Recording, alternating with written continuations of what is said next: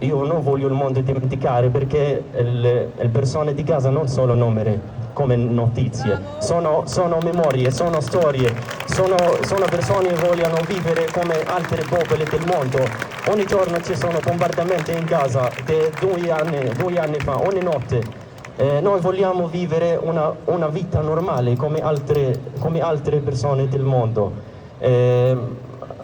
Grazie per venire qua a tutti, anche noi in Gaza, la dolore del popolo di Libano, dell'Ucraina, di Sudan, di tutto il mondo, perché noi sentiamo la guerra, perché noi viviamo sotto le bombe, non davanti alle televisioni, noi sentiamo le bombe, noi sentiamo il dolore.